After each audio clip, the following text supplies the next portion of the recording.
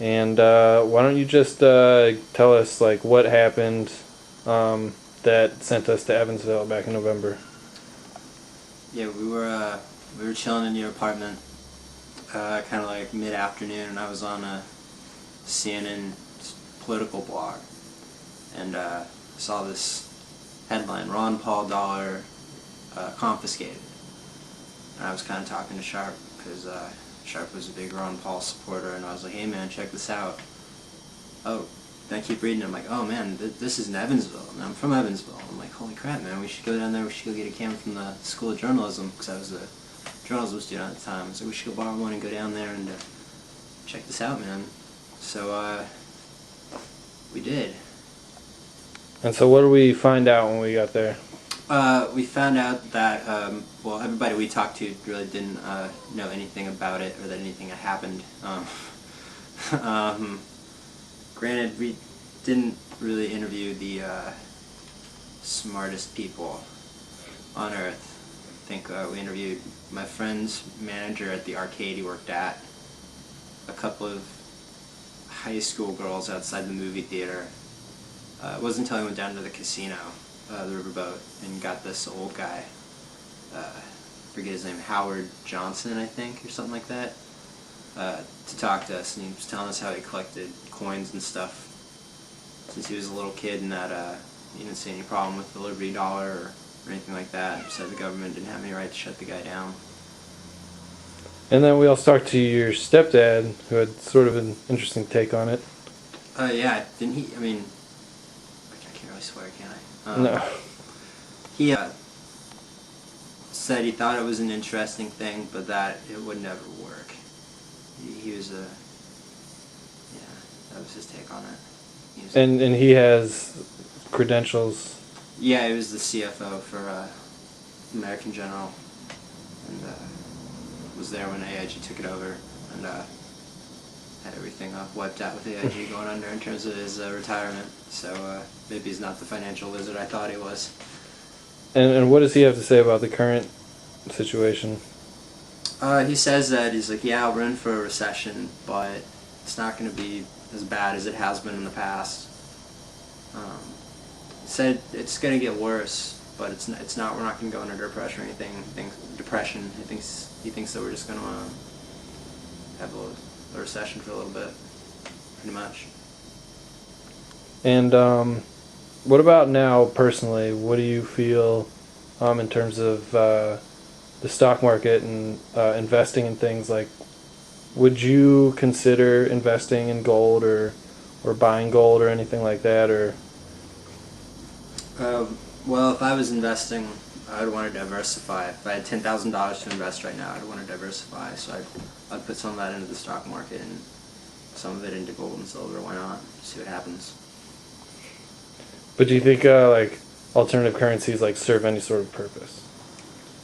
I just don't see. I mean, maybe, but I just don't ever see them, at least in our lifetime, becoming really accepted. So I think it's kind of a moot point. Well, so what do you see as the reason why? Like, because obviously everybody knows that everybody used to have a gold or gold and silver standard. What do you see as the reason why nobody has that anymore? I don't know. Evolution. It's, you know, how the world works. I mean, we used to trade cattle and stuff for barrels of salt. You know, salt was the most important thing on Earth, and the value, measure of value. So, I mean, eventually you're just going to move away from it and start doing something else. But if that was the case, why would it be then like that the government would have to restrict us from buying it? I mean, like when, you know, Nixon stopped the availability of money being transferred into gold, you know, or like outlawed. There was a case where the, you know, government basically seized gold from people and said you can't own it anymore. I mean, if it is just a natural evolution, would those steps be necessary? Well, it may not be a natural evolution, but it is an evolution. I see. Good, bad, or indifferent. Right. So, but do you think it's been a positive thing? Do you think it actually has served whatever purpose they purport it to? I mean, I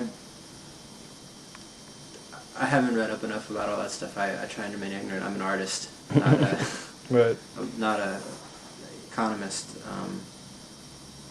I guess, I don't know. I mean, I don't really know what their designs were, so hopefully they were good.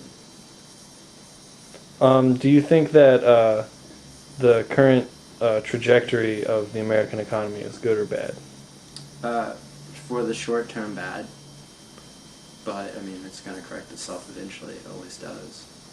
So do you think we'll resume our sort of status as like the leading economic power? Or do you think we're going to resume at a lower position?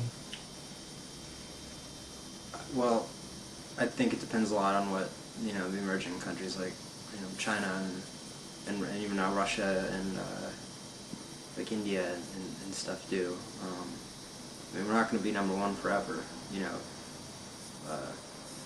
fact, I'd be willing to bet, there's that whole saying that last century was America's century. I'd almost be willing to bet this century is going to be a China century.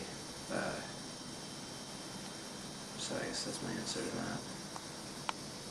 And how do you think the economy is going to be handled, or what do you think the next president is going to have to face most importantly in the economy? Well, I think the first thing I have to do is rein in spending, regardless. I mean, there's honestly not that much the president can do. I mean, it's more Congress, and there's just not a whole lot he can do. He's not supposed to be doing a whole lot with that. I'd hope he wouldn't be. So.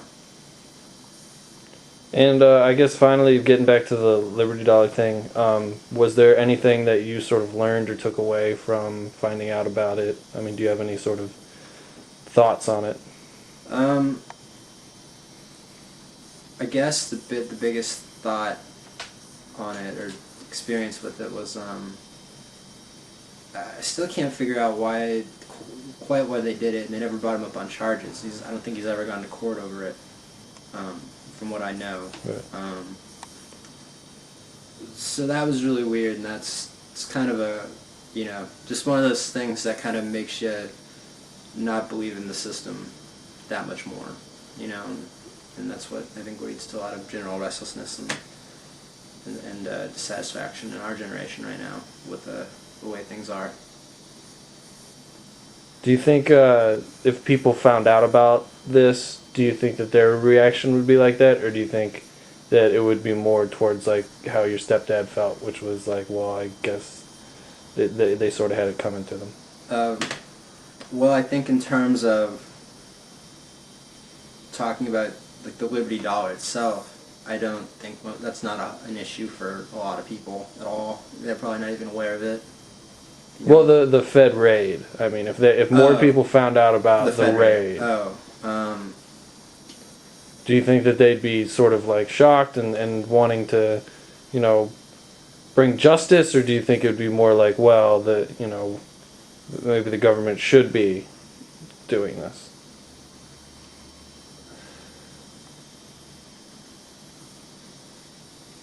Well, I think the fact that they never charged him with anything and they just went in there and seized everything should disturb people, I think,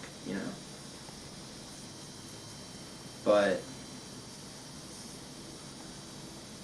I mean, I do see the need, I think, to have just a singular currency, or else, let's keep Illinois from printing their own currency and making it worth, 5 Indiana dollars as compared to 2 Ohio dollars and this and that, and that could cause chaos, I think, and would not be good for us.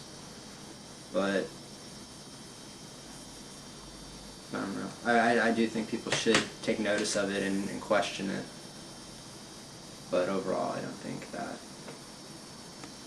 in terms of like monetary policy and stuff, it wouldn't change people's perception, I think.